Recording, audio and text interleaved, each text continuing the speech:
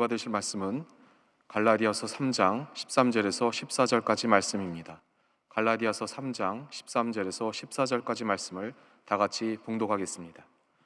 그리스도께서 우리를 위하여 저주를 받은 바 되사 율법의 저주에서 우리를 속량하셨으니 기록된 바 나무에 달린 자마다 저주 아래에 있는 자라 하였음이라. 이는 그리스도 예수 안에서 아브라함의 복이 이방인에게 미치게 하고 또 우리로 하여금 믿음으로 말미암아 성령의 약속을 받게 하려 함이라. 아멘. 할렐루야. 주님을 찬양합니다. 믿음으로 고백합니다. 오늘 우리에게 좋은 일이 일어납니다. 오늘 우리에게 좋은 일이 반드시 일어납니다. 믿음으로 고백할 때 믿음의 고백대로 되는 것입니다. 주여, 이 시간 우리를 성령으로 충만케 하여 주셔서 우리 마음에 성령의 불이 활활 타올라 넘치는 기쁨과 감사로 주님을 섬기게 하여 주시고 코로나19를 극복하고 승리해서 이제보다 더 나은 모습으로 우리가 나아갈 수 있도록 주님 도와주옵소서. 다 같이 기도합니다. 주여, 주여, 주여. 사랑과 은혜와 자비가 모신 하나님 아버지 간절히 기도드립니다. 저들 성령으로 충만케 하여 주셔서 코로나19를 극복하고 승리하게 하여 주옵시고, 하나님 아버지 예배가 회복되고 일상이 회복되며 모든 것이 다시 회복되는 은혜가 임하게 하여 주시옵소서. 하나님은 침체된 경제가 회복되게 하여 주옵시고, 하나님 아버지 사회가 안정되게 하시고 정치권이 안정되게 하시고 사회의 분열과 다툼이 사라지고 국민의 통합이 이루어지며 하나님의 영광 나타나게 하여 주옵소서. 이 모든 중심에 우리 믿는 사람들이 있게 하여 주옵시고 믿는 사람들이 성령으로 충만하여 이 귀한 삶을 감당케 하여 주옵소서. 하나님 아버지 간절히 기도합니다. 코로나19로 고통당하는 영세 소상인들을 주님께서 붙들어 주시고 저들에게 꿈과 희망과 용기를 허락하여 주시며, 하나님 아버지 영적 침체 가운데 있는 모든 주님의 백성들을 다시 일깨워줘서 성령으로 충만, 말씀으로 충만, 은혜로 충만케 하여 주셔서 주님께서 주신 귀한 삶을 감당케 하시고 하나님의 영광 나타나게 하여 주옵소서. 성령이여 오시옵소서. 바람같이 불같이 생수같이 임하여 주옵소서. 성령으로 충만케 하여 주옵소서. 주 너를 지키리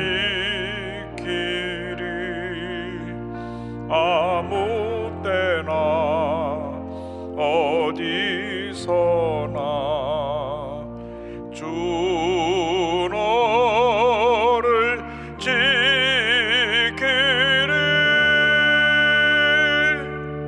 늘 지켜주시리.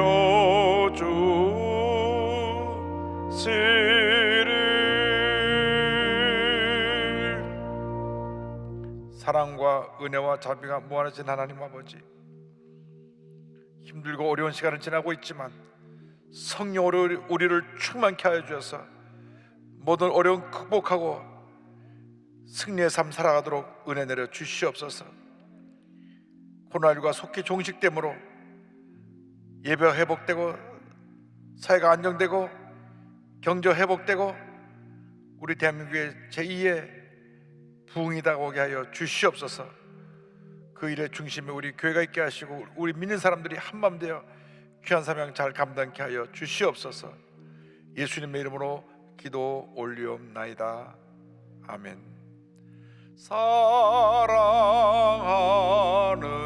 자여, 내 영혼이 잘됨 같이 내가 범사에 잘되고 강건하기를 내가 간구하노라.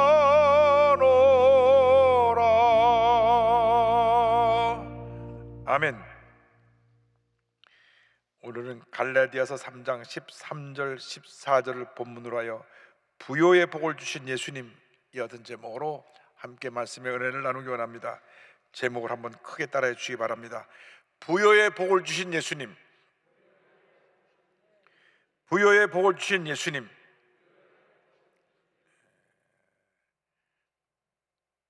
1950년 6월 25일 시작된 우리 한국 전쟁은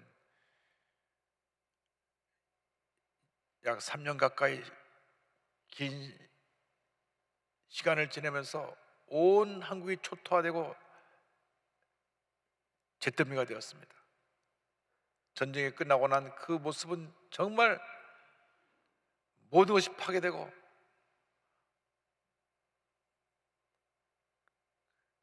가난과 저주가 엄습한 사회로 변화되어 버리고 말았습니다.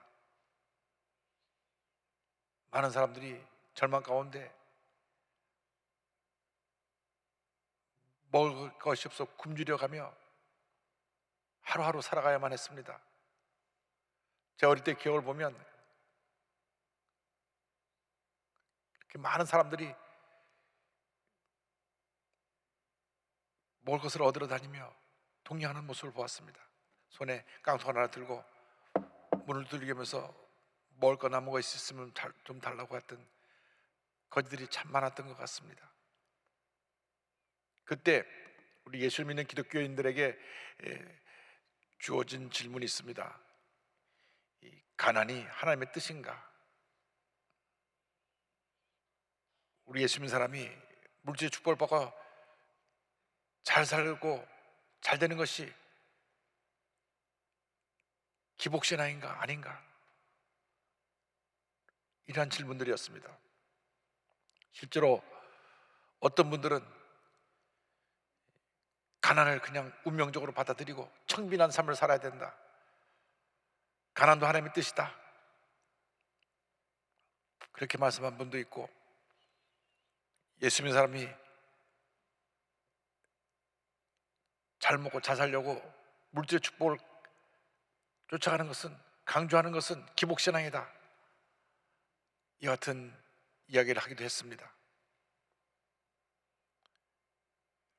이러한 질문에 우리 조영기 목사님께서 외친 말씀이 삼중 축복의 말씀입니다. 내 영혼이 잘됨 같이 내가 범사에 잘되고 강건하기를 간구하노라.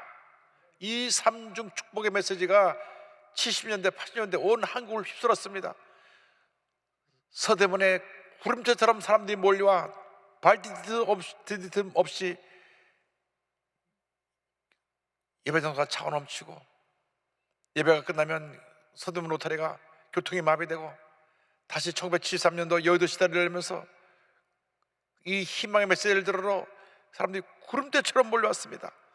질병과 가난과 절망 속에 살고 있던 저들에게 영혼이 잘된 같이 범사되며 강건하게 되는 이 놀라운 축복은 꿈과 힘을 갖다 주었고, 너도 나도 교회로 가자, 교회로 가자, 수목교회로 가자. 그래서 저들이 구름대처럼 몰려와 말씀의 은혜를 받고 흩어져서 하나님의 가운데 열심히 일하고 있는 곳에서 하나님의 원하템으로 말미암아 복받은 생을 살게 된 것입니다. 예수님의 십자가 구원이 오직 영혼 구원에만 국한된 것이냐? 아닙니다. 예수님께서 십자가에서 다 이루었다 하실 때에 우리의 죄삼의 문제뿐 아니라 질병과 가난과 저주의 모든 짐을 짊어지시고 주님 돌아가신 것입니다. 가난과 저주를 짊어지고 돌아가신 예수님에 대하여서 고린도후서 8장 9절은 우리에게 말씀합니다. 우리 주 예수 그리스도의 은혜를 너희가 알거니와 부유하신 이로써 너희를 위하여 가난하게 되심은 그의 가난함으로 말미암아 너희를 부유하게 하려 하심이라. 그의 가난함으로 말미암아 너희를 부유하게 하려 하심이라. 너희를 부유하게 하려 하심이라. 할렐루야. 우리가 예수 그리스도를 우리의 구세주로 영접하게 될 때 영혼의 잘된까지 범사가 되며 강건하게 되고 생명의 때 풍성히 오는 은혜가 우리에게 임하는 것입니다. 이와 같은 축복이 우리에게 임하는 것입니다. 갈라디아서 3장 13절 14절은 말씀합니다. 그리스도께서 우리를 위하여 저주를 받은 바 되사 율법의 저주에서 우리를 속량하셨으니 기록된 바 나무에 달린 자마다 저주 아래 있는 자라 하였습니다. 이는 그리스도 예수 안에서 아브라함의 복이 이방인에게 미치게 하고 또 우리로 하여금 믿음으로 말미암아 성령의 약속을 받게 하려 함이라. 십자가의 너로 말미암아 저주가 사라지고 가난이 사라지고 질병이 사라지고 아브라함의 복이 임하게 되었습니다. 예수를 믿는 순간 이미 우리는 아브라함의 복을 받은 것입니다. 창세기 12장 2절 3절에 아브라함의 복을 이와 같이 자세히 설명합니다. 내가 너로 큰 민족을 이루고 내게 복을 주어 내 이름을 창대하게 하리니 너는 복이 될지라. 너를 축복하는 자에게는 내가 복을 내리고 너를 저주하는 자에게는 내가 저주하리니 땅의 모든 족속에 너로 말미암아 복을 얻을 것이라 하신지라. 할렐루야. 예수를 믿을 때 이 아브라함의 복이 우리에게 임한 것입니다. 예수를 믿는 순간 우리는 복덩어리가 된 것입니다. 우리를 축복하는 자에게 하나님이 복을 내려주시고 우리를 저주하는 자에게 하나님이 저주하신다고 말씀하신 것입니다. 이 놀라운 은혜와 축복을 받아 하나님의 영광을 살아가는 우리 모두가 되어야 할 것입니다. 우리가 큰 복을 받은 다음 베풀고 나누는 삶을 살아야 합니다. 이를 가리켜서 신고 거두는 법칙이라고 말씀합니다. 신고 거두는 법칙에 대해서 예수님께서 친히 말씀하셨습니다. 누가복음 6장 38절입니다. 주라 그리하면 너에게 줄 것이니 곧 후이되어 누르고 흔들어 넘치도록 하여 너에게 안겨주리라. 너희가 헤아리는 그 헤아림으로 너희도 헤아림을 도로 받을 것이니라. 섬김과 사랑 실천 운동은 초대교회 사역의 그 핵심이었습니다. 초대교회에서 두 가지 일에 모든 노력을 기울였습니다. 하나는 복음을 전하는 선교하는 일과 하나는 구제하는 일, 사랑 실천하는 일이었습니다. 그래서 교회 안에 일단 들어오면 배고파 굶주림 속에 사는 사람이 한 사람도 없었습니다. 특별히 교회에서 세상에서 어디 의지할 데도 없는 고아와 과부 그리고 떠드는 나그네들을 돌보고 섬겼습니다. 그래서 저들이 교회만 오면 이와 같은 풍요로움의 복을 체험하게 된 것입니다. 사도행전은 이를 자세히 설명하고 있습니다. 2장 44절 45절입니다. 믿는 사람이 다 함께 있어 모든 물건을 서로 통용하고 또 재산과 소유를 팔아 각 사람의 필요를 따라 나눠주며 4장 32절입니다. 믿는 무리가 한 마음과 한 뜻이 되어 모든 물건을 서로 통용하고 자기 재물을 조금이라도 자기 것이라 하는 이가 하나도 없더라. 34절 35절입니다. 그 중에 가난한 사람이 없으니 이는 밭과 집 있는 자는 팔아 그 판 것의 값을 가져다가 사도들의 발 앞에 두매 그들이 각 사람의 필요를 따라 나누어 줌이라. 할렐루야. 하나님의 축복을 많이 받은 사람들이 교회 와서 이 가진 것을 다 교회 내놓고 가난한 사람들을 섬겼습니다. 그러니까 하나님께서 그들에게 더 복을 주시고 더 복을 주셔서 풍성한 가운데 더 많이 베풀고 살 수 있게 되었던 것입니다.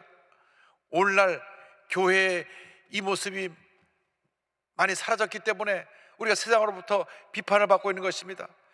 초대교회가 세상으로부터 칭찬받고 박수갈채를 받은 이유는 이 같은 사랑의 섬김 때문이었습니다. 우리가 복받았을 때 받은 복을 우리 주위에 불쌍하고 가난하고 병들고 소외된 자들에게 나누어 줘야 할 것입니다. 이 땅에 많은 고난에 처한 사람들을 우리가 예수의 사랑을 들고 나가야 합니다. 200만 다문화 가족이 있습니다. 4만 5천 탈북자 가족이 있습니다. 4만 5천 미혼모 가족이 있습니다. 또 전국 지역아동센터에 부모님 없이 자라는 수많은 아이들이 있습니다.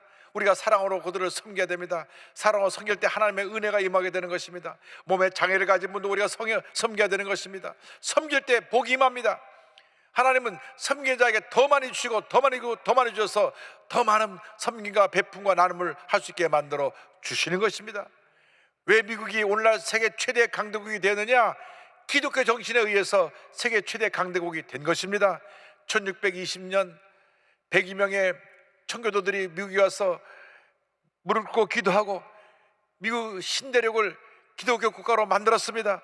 기독교 복음이 기초가 되어서 미국은 부강한 나라가 되고 베풀고 나눈 나라가 되어서 세계 최대 강대국이 된 것입니다.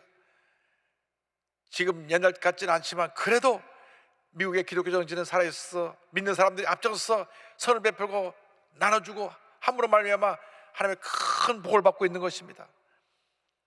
우리도 받은 바 이 놀라운 은혜를 베풀고 나누며 살아가는 주님의 귀한 일꾼이 되어야 할 것입니다. 공산주의자들은, 사회주의자들은 잘 사는 사람이 너무 잘 살고 못 사는 사람이 너무 못 사니까 잘 사는 사람 것을 빼앗아다가 못 사는 사람 나눠주면 다 같이 잘 사는 줄 알고 그렇게 했지만 결국은 다 같이 망하고 말았습니다. 러시아가 풍요로운 나라였습니다. 그러나 1917년 볼셰비키 혁명으로 공산화되고 난 다음 74년 만에 완전히 가난한 국가로 무너지고 말았습니다. 그래서 소련이 무너지고 난 다음 그곳에 신학교를 세우고 들어가 보니까 한 달 생활비가 20달러입니다. 20달러. 소련이 핵무기를 만들고 달러 로켓을 쏘고 했는데 온 국민은 가난 속에 살았던 것입니다. 그렇습니다. 예수님 없이 참된 복이 없습니다. 예수님이 복을 줄 때 그 복을 나눌 때 복을 더 부어주고 더 부어주시는 것이지, 예수님 없이 인간의 힘으로 가진 것을 빼앗아 없는 사람에게 주면 다 같이 못 살게 되는 것입니다. 우리가 초대교회 사랑의 공동체 모습을 회복해야 될 것입니다. 사도 바울이 고린도 교회에 이와 같은 편지를 보냈습니다. 고린도 후서 9장 8절 9절입니다. 하나님이 능히 모든 은혜를 너에게 넘치게 하시나니 이는 너희로 모든 일에 항상 모든 것에 넉넉하여 모든 착한 일을 넘치게 하게 하려 하심이라. 기록된 바 그가 흩어 가난한 자들에게 주었으니 그의 의가 영원토록 있느니라 함과 같으니라. 은혜를 넘치게 부어주셔서 항상 모든 일을 하는데 넉넉하게 우리에게 복을 내려주셨다고 말씀하고 있습니다. 우리가 베풀고 나면 더 주시고 더 주시고 더 주셔서 넉넉한 은혜로 많은 사람들에게 사랑을 베풀 수 있게 되는 것이고, 그래야 하나님 앞에 의롭다 칭함을 받게 되는 것입니다.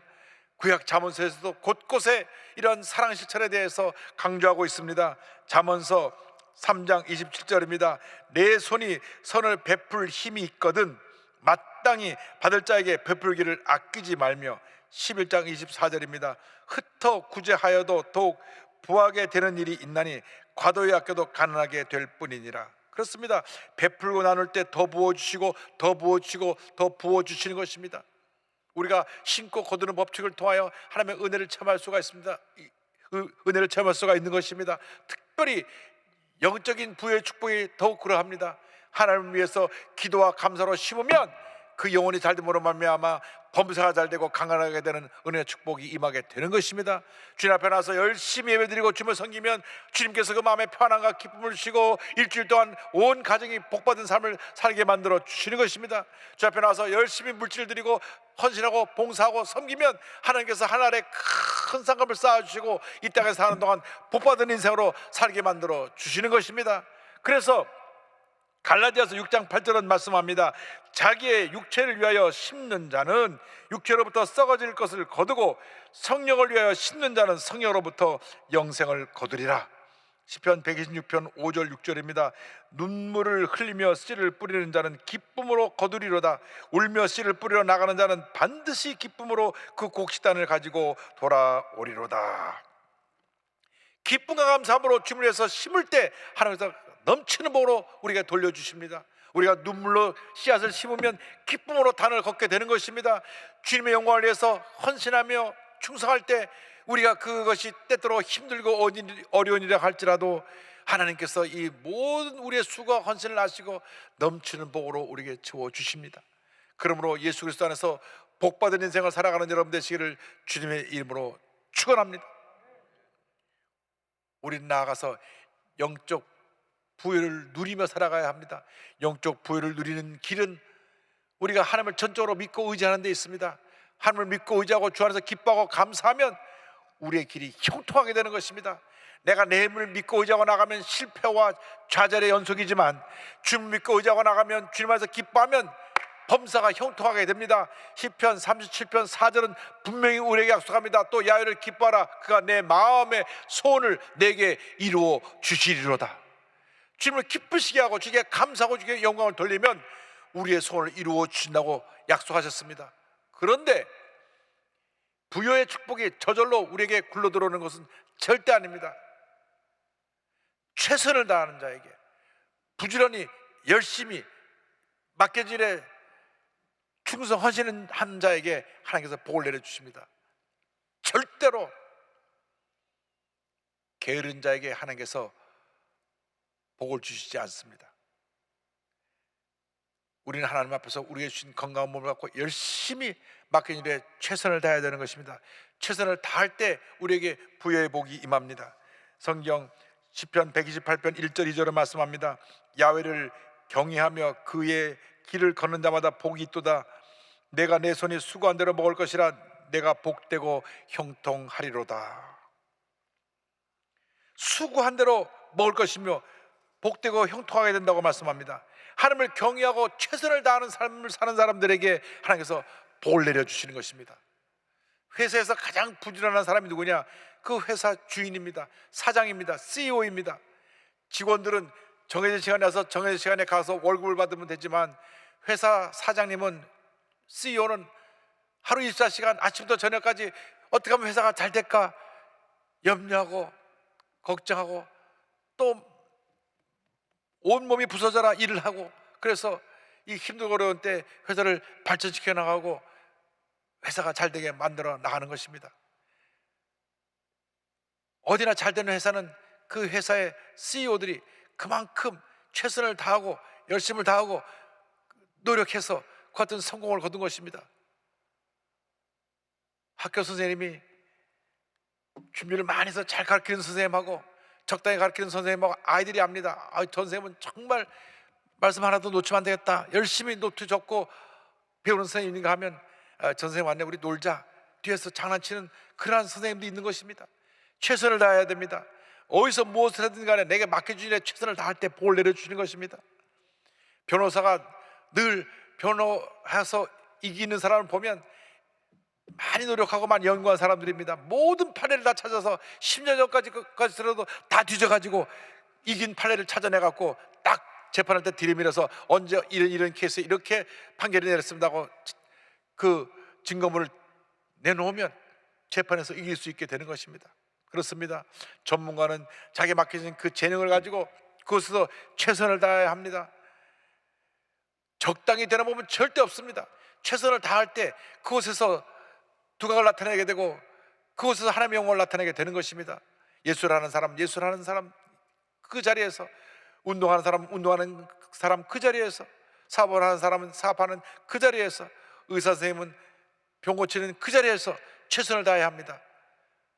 나가서 주님을 섬기는 우리들은 주님께서 맡겨준 일에 충성 헌신 봉사를 해야 되는 것입니다.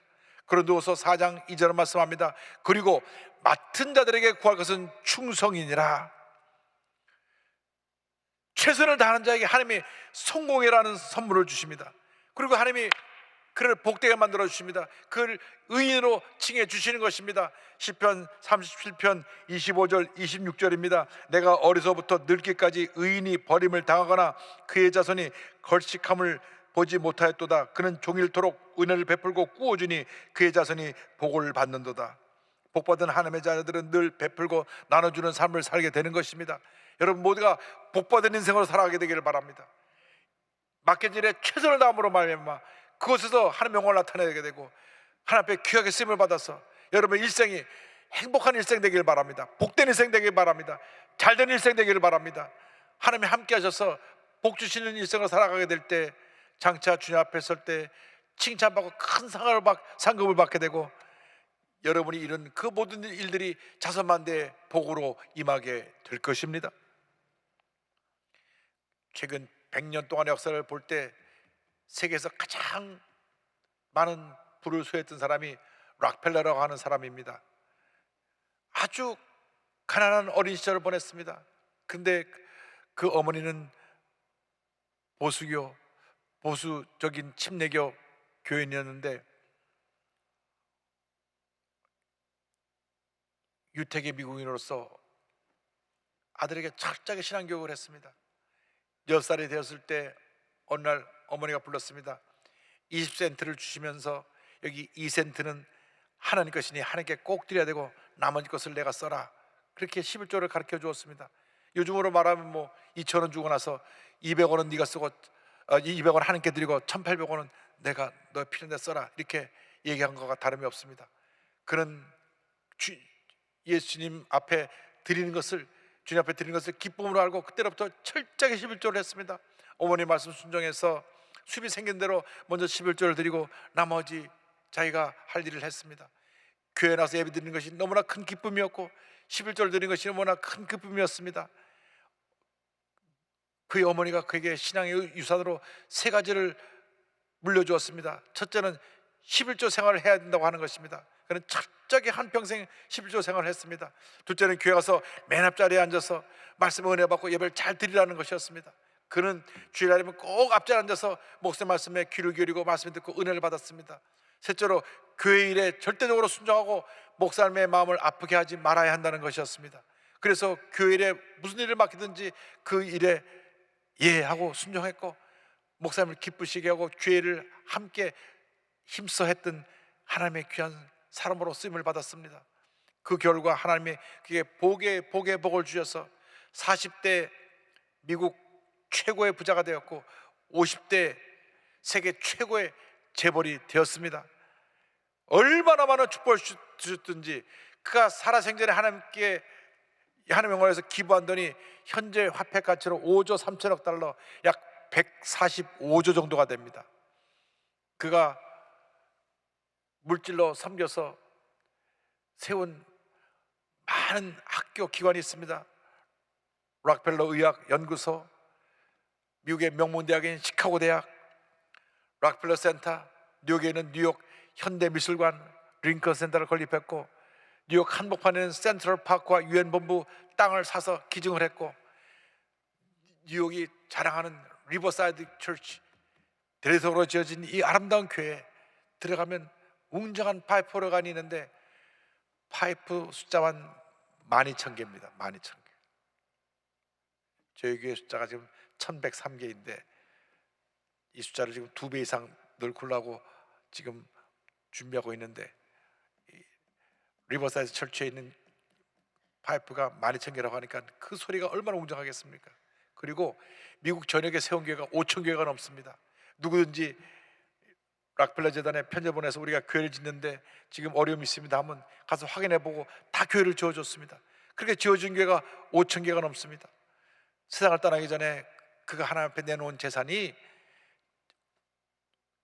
요즘 화폐 가치로 383조입니다. 그 당시 일본 예산의 8배라고 그랬습니다. 이렇게 그는 복받은 인생을 살았습니다. 하나님께서 그에게 장수의 복을 주셨어. 50대에 그가 중병에 앓고 그가 죽음의 고비를 넘기는데 그때 결심했습니다. 내가 남은 인생 베풀며 살겠다. 그러니까 하나님께서 장수의 복을 주셔서 98세까지 살면서 이 많은 귀한 일을 하게 만들어 주신 것입니다. 그렇습니다. 여러분, 우리 모두가 복받은 인생을 살아야 합니다. 절대로 그냥 내 것 움켜쥐고 살지 말고 하나님 영광에서 아낌없이 베풀고 나누는 삶을 살아가는 여러분 모두가 되기를 바랍니다. 여러분의 주신 재능을 갖고 힘써 주님을 섬기십시오. 1820년에 태어나서 1915년까지 살면서 95세를 살았던 파니 제인 크로스비 선생님은 생후 6주 만에 약을 잘못 써서 눈이 멀게 되었습니다. 눈이 붓고 열이 나니까 민간요법으로 고친다고 그 동네에 있던 돌팔이 의사가 겨자를 갖다 갈아서 눈에 붙이라고 줬습니다. 그것을 집에 일어나는 사람이 뜨겁게 데워서 눈에 얹으니까 오히려 염증이 퍼져갖고 두 눈을 멀고 말았습니다. 그러나 그는 거기서 멈추지 않았습니다. 하나님의 주신 은혜 가운데 주님을 잘 섬기고 주님 주신 재능을 갖고 찬송을 지키기 시작했습니다. 찬송을 무려 생을 떠날 때까지 9,000편을 지었습니다. 그는 믿음의 부자였습니다. 지어진 수많은 찬송들이 사람들에게 큰 감동을 주었습니다. 그의 나이 54세 때 1875년에 꼭 5불이 필요해서 하나님 앞에 기도를 하는데 하루 종일 돈을 구할 수가 없었습니다. 그래서 하나님이 오늘 나의 기도를 응답하지 않으시는가? 저녁을 맞이했을 때 누가 문을 두들겼습니다. 여기 파니 제인 크로스비 선생님 계십니까? 저는 이곳을 지나가는 교회 성도인데 선생님 찬송에 너무나 많이 은혜를 받아서 감사 인사 드리러 왔습니다. 잠깐 들어와서 차를 마시며 20-30분 인사하고 나가는 길에 악수를 하는데 못을 손에 쥐어주고 나갔습니다. 펼쳐보니까 5불짜리입니다. 그래서 그때 하나님 앞에 무릎을 꿇고 주님 감사합니다. 주님이 나의 일생 나가도록 나를 인도하시고 나와 함께 하시니 나의 만사가 형통합니다. 그래서 지어진 찬송이 나의 갈 길 다가도록입니다. 여러분의 삶 속에 이 어떤 풍성한 은혜가 주님 오신 날까지 넘쳐나시기를 주님의 이름으로 축원합니다. 나의 갈 길 다가도록 예수 인도하시니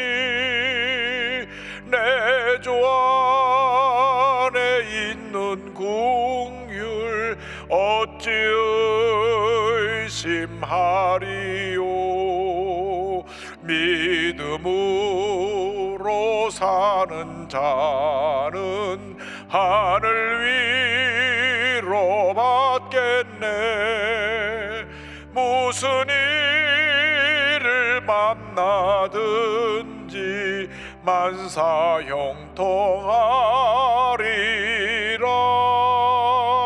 무슨 일을 만나든지 만사형통하리라.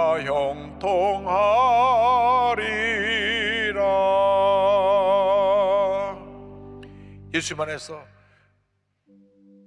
모두가 부의 복을 받아서 베풀고 나누는 삶을 살아가시기를 주님의 이름으로 축원합니다. 기도하겠습니다.